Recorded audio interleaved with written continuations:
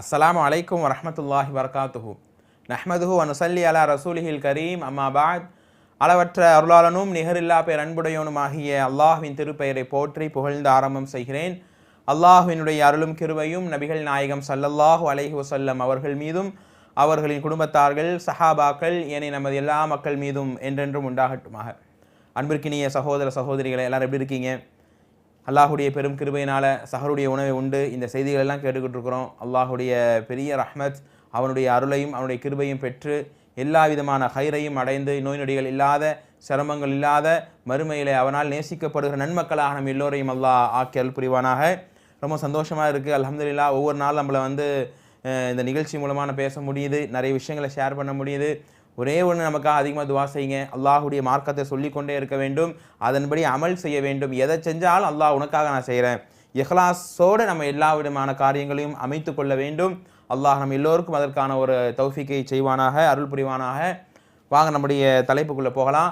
அலட்சியங்களும் தண்டனைகளும் என்கிற ஒரு தலைப்பை மையக்கருவாக எடுத்துக்கொண்டு என்னென்ன விஷயங்கள் எல்லாம் இந்த சமுதாயம் அலட்சியமாக இருக்கிறாங்க, இதனுடைய விளைவுகள்லாம் எப்படி மறுமையில் இருக்கும் என்பதையெல்லாம் நம்ம ஒவ்வொரு நாளும் தெரிஞ்சுக்கிட்டு இருக்கிறோம். இதில் நேற்றைய உரை நம்ம என்ன தெரிஞ்சுக்கிட்டோம்? யாருக்கா ஞாபகம் இருக்கா? விபச்சாரம் ஒரு பெரும் பாவம் என்கிற ஒரு தலைப்பை தான் நம்ம நேற்று பேசணும்.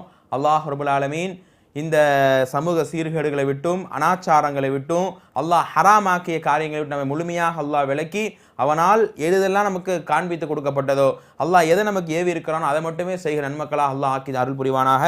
இன்றைய தலைப்பு என்னன்னு சொன்னால், இன்றைக்கு நம்ம நிறைய முறை கேட்ட ஒரு டாபிக் தான், இருந்தாலும் இந்த சந்தர்ப்பத்தில் கண்டிப்பாக பதிவு செய்தே ஆக வேண்டும். ஏன்? ஒரு முஸ்லீமாக வாழக்கூடிய நாம் அல்லாஹுவையும் மார்க்கத்தையும் ஈமானையும் புரிந்து கொண்ட நாம் அல்லாஹுக்கு நன்றி மறந்த மக்களாக இன்னைக்கு நம்ம இருந்து கொண்டிருக்கோம். அல்லாஹ் எவ்வளோ வாய்ப்பு எனக்கு கொடுத்திருக்கிறான், எவ்வளோ வசதிகள் எனக்கு கொடுத்திருக்கிறான், எவ்வளோ ஆரோக்கியத்தை எனக்கு அல்லாஹ் தந்திருக்கிறான். அப்படிப்பட்ட ரஹ்மானுக்கு நான் நன்றி செலுத்தாமல் இருக்கிறேனே, அவனை அழைக்காமல் அல்லவா நான் இருக்கிறேன். இன்னைக்கு நிறைய மக்களை பார்க்குறோங்க. இன்னைக்கு ரமலானுக்கு மட்டும்தான் தொழுகை, ரமலானுக்கு மட்டும்தான் பள்ளி வாசல். இந்த நிலை மாற வேண்டுமா இல்லையா? அல்லாஹ் ரப்புல் ஆலமீன் எப்பொழுதுமே நம்ம என்ன சொல்றான்? நன்றியுள்ள அடியானாக நீங்க இருங்கப்பா, ஃபதுகுருனி அதுகுருக்கும், நீ என்ன நினைச்சா நான் நினைப்பேங்க அல்லாஹ் ரப்புல் ஆலமீன். ஆனால் இன்றைக்கு நம்ம உலக வேலைகளுக்கு நேரம் உண்டு, உலக விஷயங்களுக்கு நேரம் உண்டு, அல்லாஹ் எனக்கு நேரம் இல்லை, அல்லாஹ்வை தொழ நமக்கு நேரம் இல்லை. அதனால்தான் அலட்சியங்களும் தண்டனைகள் என்கிற தலைப்பிலே இன்றைய தலைப்பு தொழாதவர்களின் நிலை. தொழுவுங்க, அதுதான் நன்மை, அதுதான் இஸ்லாமிய அடிப்படைன்றதெல்லாம் தெரியுது. தொழாமல் இருந்தால், இப்படியே வாழ்க்கையை கடத்தினால், இப்படியே உச்சி கொட்டிட்டு அலட்சியமாவே உட்கார்ந்துட்டு இருந்தோம்னா அல்லாஹ் என்ன விளைவுகளை உண்டாக்குவான் என்பதை கண்டிப்பாக தெரிந்தே ஆக வேண்டும். அன்பர்களே, முதல்ல இந்த தொழுகையினுடைய சிறப்பை நம்ம கண்டிப்பாக தெரிஞ்சே ஆக வேண்டும். அல்லாஹ் ரப்புல் ஆலமீன் சொல்கிறான், யா அய்யுஹல்லதீன ஆமனு, ஈமான் கொண்டவர்களே, லா துல்ஹிகும் அம்வாலுக்கும் வலா அவுலாதுக்கும் அன் திக்ரில்லாஹ், அல்லாஹுவை நினைப்பதை விட்டு, அல்லாஹ்வை தொழுவதை விட்டு, அல்லாஹ்விடம் பிரார்த்தனை செய்வதை விட்டு இந்த உலக ஆசை, இந்த உலக இன்பம், உங்களுடைய பொருளாதாரம், உங்களுடைய பிள்ளைகள் தடுத்து விட வேண்டாம். அல்லாஹ் அதை மட்டும் சொல்லலைங்க, வமன் யஃஅல் ஸாலிக, அதை மீறி நீங்க அல்லாஹ்வை மறந்தீங்கன்னு சொன்னா, அல்லாஹ்வுடைய அழைப்பை கேட்டு அவனுக்கு நீங்கள் பதில் தராமல் போனால் ஃபஉலாயிக ஹுமுல் காசிரூன், அவர்கள் நஷ்டவாளிகளாக இருப்பார்கள், அல்லாஹ்வுடைய தண்டனைக்கு ஆட்பட்டு விடுவார்கள், நரக நெருப்பிலே போட்டு அல்லாஹ் அவர்களை பொசுக்கி நாசமாக்குவான். அந்த தண்டனை சாதாரண தண்டனையாக அது இருக்காது. அல்லாஹ் ரப்புல் ஆலமீன் நம்மை படைத்து அல்லாஹ்வை மட்டுமே வணங்க வேண்டும் என்கிற ஒரு நிலையை உண்டாக்கி அவனையே மறந்து வாழ்ந்தால், அவனை புகழ இந்த நாவு துடிதுடிக்கவில்லை என்று சொன்னால், அவனை தொழுவதற்காக இந்த கால் நடக்கவில்லை என்று சொன்னால், அவனை பிரார்த்திக்க இந்த கை ஏங்கவில்லை என்று சொன்னால் அல்லாஹ் மன்னிப்பானா? அல்லாஹ் ரப்புல் ஆலமீன் அப்படிப்பட்டவர்களுக்கு விமோச்சனம் தருவானா என்றால் தரமாட்டான். இன்றைக்கு யதார்த்தத்தை பார்க்கிறோமேங்க, எவ்வளவு அருட்கொடைகள் நமக்கு அல்லாஹ் வழங்கி இருக்கிறான். இதோ சஹருடைய உணவை சாப்பிட்டு கொண்டு இருக்கிறோமே, இது அல்லாஹ்வுடைய அருட்கொடையா இல்லையா? அல்லது ஆடம்பரமான அழகான இல்லங்களில் தங்கி கொண்டு இருக்கிறோமே, இது அல்லாஹ்வுடைய அருட்கொடையா இல்லையா? அல்லது சொகுசான வாகனங்களை பயணித்துக் கொண்டு இருக்கிறோமே, இது அல்லாஹ்வுடைய அருட்கொடையா இல்லையா? நினைத்த இடத்தை நினைத்த நேரங்களில் நம்முடைய வாழ்க்கையை அனுபவித்துக் கொண்டு இருக்கிறோமே, இது அல்லாஹ்வுடைய அருட்கொடையா இல்லையா? இப்படிப்பட்ட ரஹ்மான் நம்ம என்னங்க கஷ்டப்படுத்துறான்? 24 hours என்ன வணங்குன்னு அல்லாஹ் சொல்றானாங்க? இல்லையங்க. ஃபத்தகுல்லாஹ மஸ்ததஅதும், அடியார்களே, என்னுடைய அடிமைகளே, உங்களால் முடிந்த அளவுக்கு நீங்க என்ன கட்டுப்படுங்க, முடிந்த அளவுக்கு என்ன நீங்க பயந்து வாழுங்கள் என்றுதான் அல்லாஹ் நமக்கு சொல்லி காட்டுறான். இந்த ரமலானுடைய நோம்புல பத்தி அல்லாஹ் சொல்லும்போது கூட, உங்களுக்கு இதனால் இலகுவையை தானப்பா நம்ம நாடுறோம், ஒரு காலம் அமல்கள் மூலமாக, இபாதத்துகள் மூலமாக உங்களுக்கு கடினத்தை நாம் நாட மாட்டோம். அப்படிப்பட்ட ரஹ்மான் எவ்வளவு அருள் நம்ம கொடுத்திருக்கிறான். ஒருத்தர் கஷ்டப்படும் போது, வேதனைப்படும் போது யாரா வந்து ஹெல்ப் பண்ணுவாங்க, கை பிடிச்சி தூக்கி விடுவாங்க, காலமெல்லாம் நான் உங்களை மறக்க மாட்டாங்க, எப்பவுமே அவன் நினைச்சு பார்த்துக்கிட்டே இருப்பாங்க என்று சொல்லுவோமா இல்லையா? நமக்கு சுவாசத்தை கொடுத்த, நமக்கு மூச்சை கொடுத்த, நமக்கு வாழ்க்கை எல்லா விதமான அம்சங்களையும் கொடுத்த அல்லாஹ்வை இன்னைக்கு இந்த சமுதாயம் மறந்து வாழ்கிறதா இல்லையா? அல்லாஹ் பத்தி பேசுவாங்க, ரசூலை பத்தி பேசுவாங்க, மார்க்கத்தின் எல்லா விதமான பிடிமானத்தோட இருப்பாங்க. ஆனா அடிப்படை அமல், அந்த இபாதத், அந்த தொழுகை என்றால் அலட்சியம். ரமலான்ல மட்டும் கூட்டம் போய் தொழ தெரியுதுல்ல? ரமலான்ல சுவுக்கு பள்ளிவாசலுக்கு போனா தொழு இடம் இல்லைங்க. இன்னைக்கு எவ்வளவு மக்கள் இன்னைக்கு இந்த சமுதாயத்தில் இருக்கிறாங்க பாருங்க. அதே ரமலான் முடிந்து விட்ட பின்னால் பள்ளிவாசல் அதே சுபு தொழுகைக்கு 1000 பேர் வந்தவங்க 10 பேர் வருகிறார்கள். எங்கே இந்த சமுதாயத்தை நான் போய் சொல்வது? பெருநாளுடைய தொழுகை முடிந்து விட்டால் அந்த நாளுடைய லொஹருக்கு பள்ளியில தொழ மக்கள் இல்லை. அப்ப ரமலானுக்கு மட்டும் தான் தொழுகையா?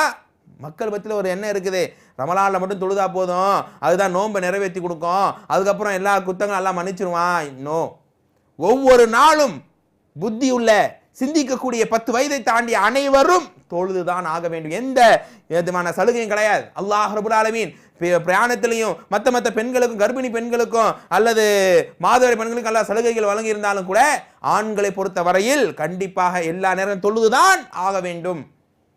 அதை இந்த சமுதாயம் புரிந்து கொள்கிறதா? கொஞ்சமாக அதை விளங்குறாங்களா? இல்லை அன்பர்களே. அதனால் தான் அல்லாஹ் ரப்பல் ஆலமீன் சொல்லி காட்டுகின்றான், மா சலகக்கும் ஃபீ சக்கர், சக்கர் என்கிற கொடிய நரகத்தில் உங்களை எது வரவழைச்சிச்சு? சொர்க்கவாசிகள் கேட்பாங்க. பல முறை இந்த ஆயத்தை கேட்டிருக்கோமா இல்லையா? நரக வேதனை இந்த ஆயத்தை சொல்லிட்டு நம்ம அடுத்த மேட்டர் சொன்னா உங்களுக்கு கொஞ்சம் எஃபெக்டிவா இன்ஷா அல்லாஹ் இருக்கும். ஏன்னா சக்கருங்கிற நரகம் தான் மறுமையில ரொம்ப கொடூரமான நரகமா. சொர்க்கவாசிகள் பார்ப்பார்கள், என்னடா இது, இந்த சக்கருங்கிற நரகத்தில் இவ்வளவு துடிச்சுக்கிட்டு இருக்கிறாங்களேப்பா, இவ்வளவு சிரமங்களை அனுபவிச்சுட்டு இருக்கிறாங்களே, என்னன்றது அவங்களாலேயே சகிச்சுக்க முடியாத சொர்க்கவாசிகள்னால வந்து கேட்பாங்களாம், மா சலகக்கும் ஃபீ சக்கர், சக்கர் என்கிற கொடிய நரகத்தில் உங்களை வரவழைத்தது எது? காலு லம் நகு மினல் முஸல்லீன். அவர்கள் சொல்லக்கூடிய முதல் விஷயம் என்னன்னா, நாங்கள் தொழலையமா, பாங்கோஸ் எங்க காதில் கேட்டுச்சு, ஆனால் நாங்கள் பணங்கள் எண்ணி கொண்டிருந்தோம்.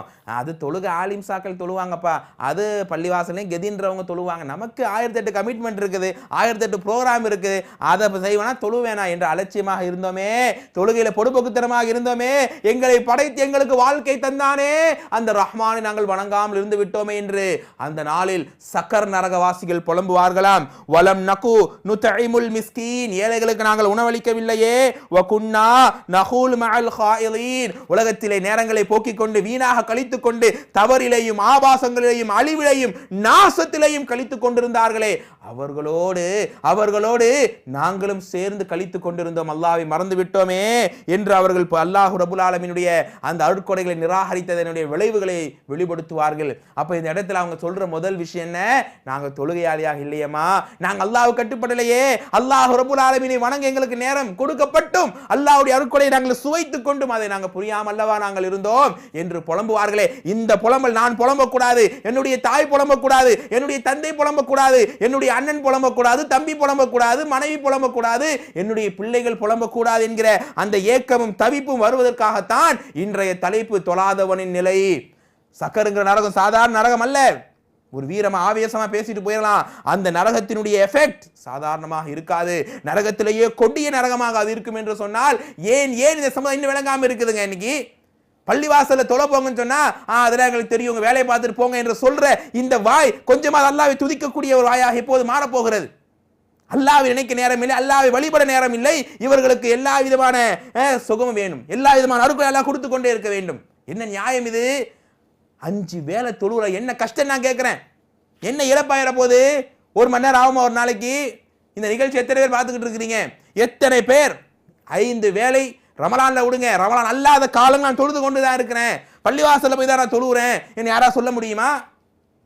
பல பேர் தொழுவது இல்லையாங்க. இன்னைக்கு மரணிக்கக்கூடிய இந்த உலக வாழ்க்கையில எவ்வளவோ நேரங்கள் நமக்கு அல்லாஹ் கொடுக்குறான், ஆனா அதெல்லாம் வீணடித்து விட்டு மரணம் நெருங்கும் போது, உயிர் தொண்டைக்குழி அடையும் போது கால ரப்பி லௌலா அஹர்தனி இலா அஜலின் கரீம், யா அல்லாஹ் யா ரஹ்மானே, எனக்கு இன்னும் கொஞ்சம் அவகாசம் கிடைக்காதா?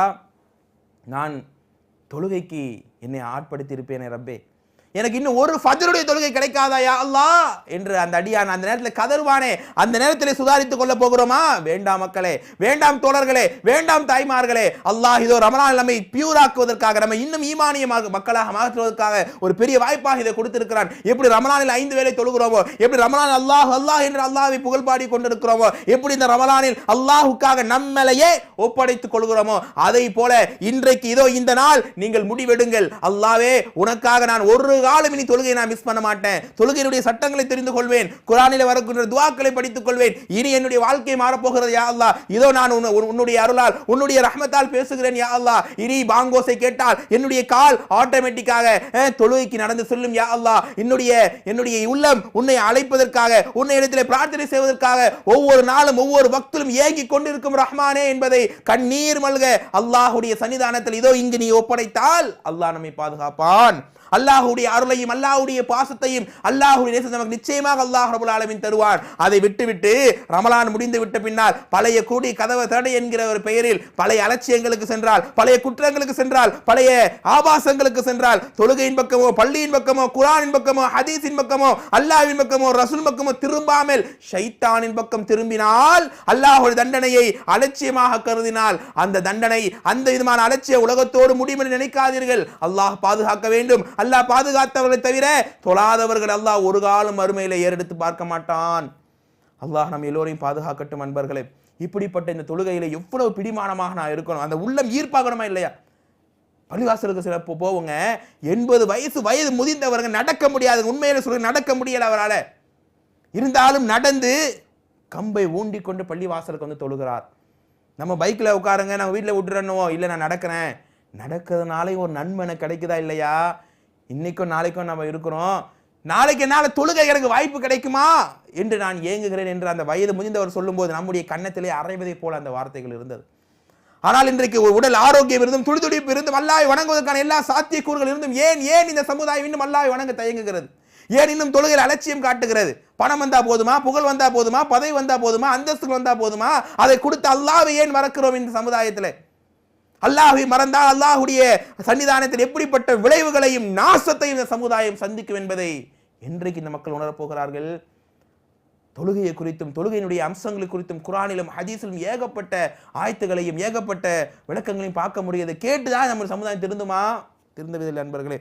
அல்லாஹ் ரப்பல் ஆலமீன் பாதுகாக்க வேண்டும். பெருமானார் ஸல்லல்லாஹு அலைஹி சொல்லி காட்டினார்கள், இதோ கேளுங்கள்.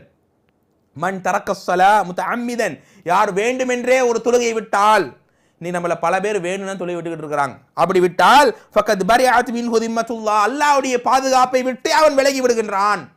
இன்னும் சில அறிஞர்கள் அவங்க விளக்கத்தில் எழுதுறாங்க, தொழாம இருக்கிறானா அவன் மரணித்து போனால் அவன் முஸ்லிமுடைய மைய வார்டில் அடக்கம் செய்யக்கூடாதான். தெரியுமா உங்களுக்கு?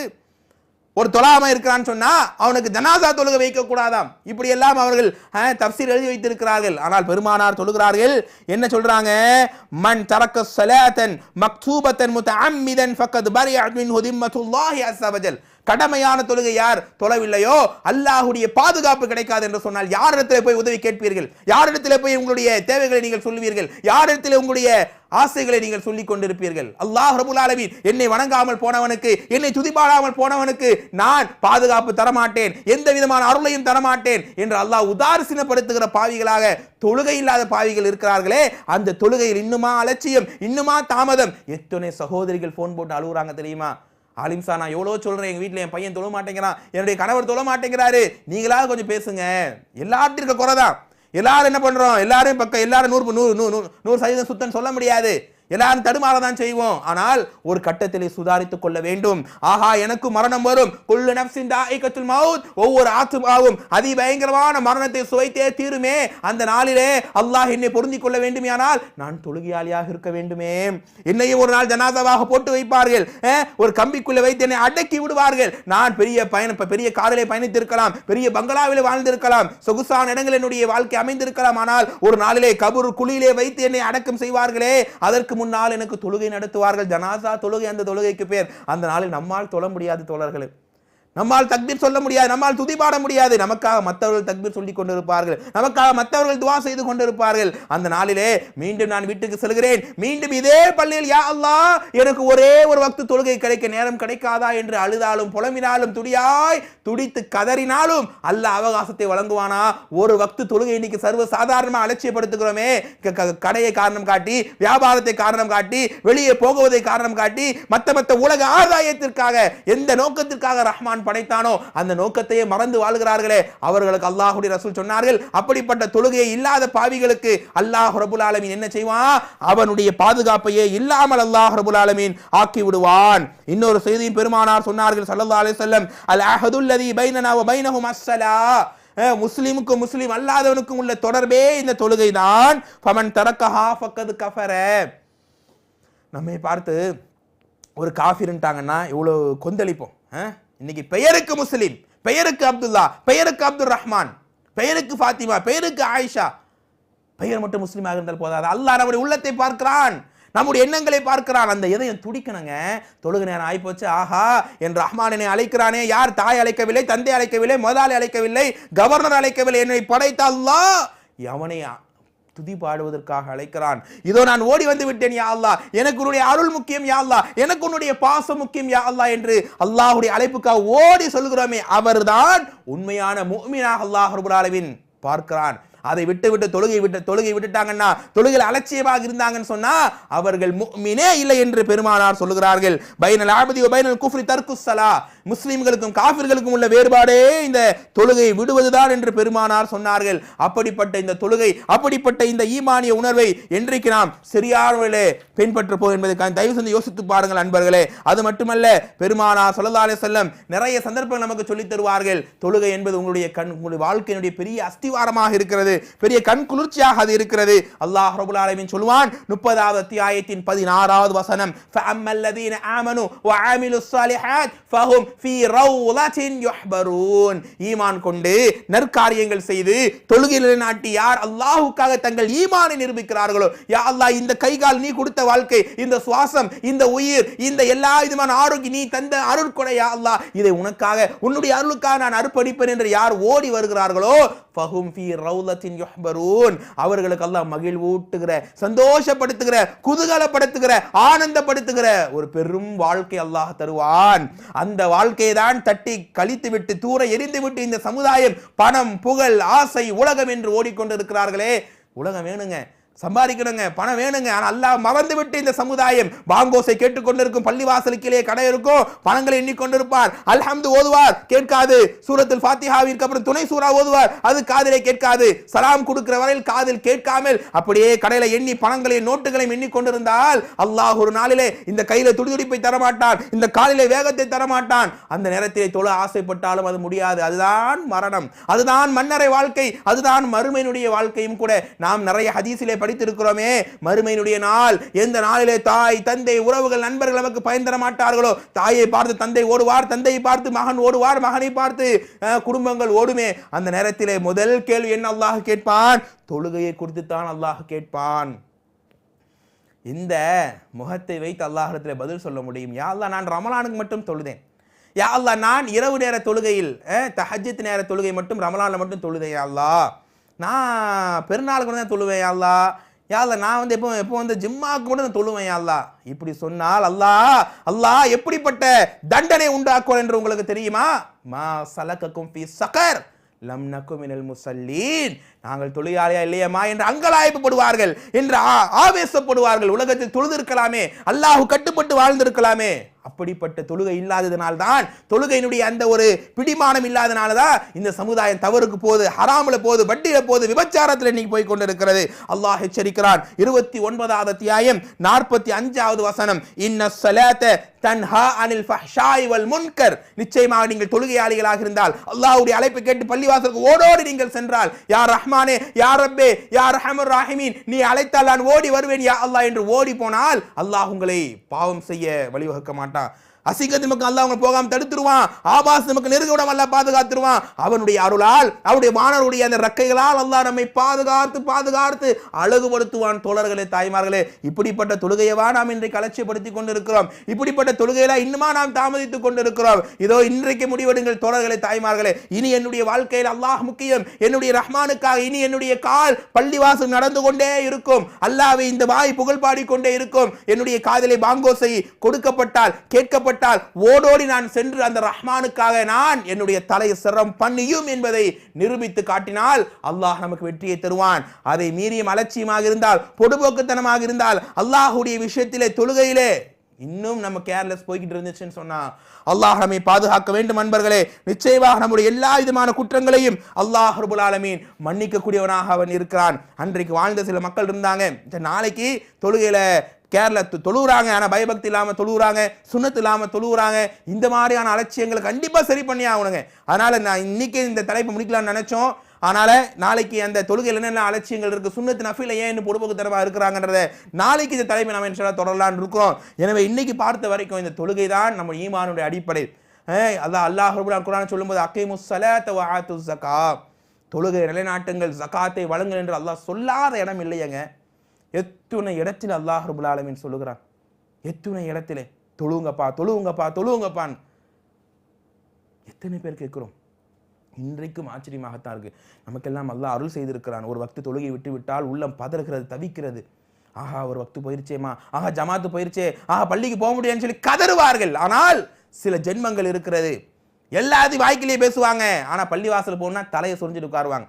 ஜமாத்து நேராயிரும், ஒரு ஃபங்க்ஷனில் இருப்போம், வாங்க எல்லாம் பள்ளிக்கு போகலான்னா உடனே நீங்கள் போயிட்டு வாங்க எங்களுக்கு வேலை இருக்குங்க என்று வாய் நினைப்பில்லாமல், ஒரு அல்லாஹ்வுடைய பயம் இல்லாமல் அந்த வாயிலிருந்து வார்த்தை வருகிறதே, எந்த முகத்தை வைத்து அல்லாஹ்விடத்தில் நம்மால் சாட்சி சொல்ல முடியும்? நம்முடைய கை சாட்சி சொல்லுமா? யா அல்லாஹ் இந்த கை உன்னை துதிபாடிய கை. இந்த கால் சொல்லுமா? யா அல்லாஹ் இந்த கால் பள்ளிவாசல் நடந்த கால் சொல்லுமா? இந்த வாய் சொல்லுமா? அல்ஹம்து சூரா ஓதிது, துணை சூரா ஓதிது, சுப்ஹானல்லாஹ் ஓதிது, அல்ஹம்துலில்லாஹ் ஓதிது, அத்தஹியாத்துன்னு சொல்ல முடியுமா? மறுமையினுடைய நாளில சில மக்கள் கொண்டு வரப்படுவார்கள். எல்லாரும் அல்லாஹ்வுடைய காலில் விழுவாங்களாம். நல்லா கவனிங்க, எல்லாரும் அல்லாஹ்வுடைய காலில் விழுவாங்க. தொழுதவர்கள் மட்டுமே அல்லாஹ்வுக்கு சஜிதா பண்ண முடியும். சில பாவிகள் உலகத்திலே தொழுகையை மறந்து வாழ்ந்தார்களே, அந்த பாவிகளும் அல்லாஹ்வுக்கு சஜிதா பண்ண நினைப்பாங்க. ஆனால் அல்லாஹ் என்ன பண்ணுவான்? அவங்கள சஜிதா பண்ண விட மாட்டான். ஏண்டா, நீ உலகத்தில் உனக்கு அவகாசத்தை கொடுத்தேன், வாய்ப்புகளை கொடுத்தேன், எல்லா நிலையும் கொடுத்தேன், உனக்கு தொழ அங்கே வழி இல்லை, இங்கே போய் சஜிதா பண்ண நினைக்கிறியான்னு சொல்லி முதுகில் ஒரு பிளேட்டை வச்சு அல்லாஹ் அடிச்சிடுவான். அல்லாஹ் இந்த நிலை எனக்கு என் மக்களுக்கும் ஏற்படுத்தி விடாமல் அந்த நாளிலே உன்னுடைய அருளால் சஜிதா செய்கிற நறுவாய்ப்பை எங்கள் எல்லோருக்கும் தருவாயாக ரஹ்மானே. எனவே தொழாதவர்கள் நிலை மிகவும் பயங்கரமான நிலை அன்பர்களே, பெரும் பாவத்திலே ஒன்று, நம்முடைய ஈமானை பறிக்கக்கூடிய ஒன்று. ஒருத்தர் காஃபிர்னா எவ்வளோ கோவம் வரும். ரசூலுல்லாஹ் சொல்றாங்க, தொல்லை நீ காஃபிருங்கிறாங்க.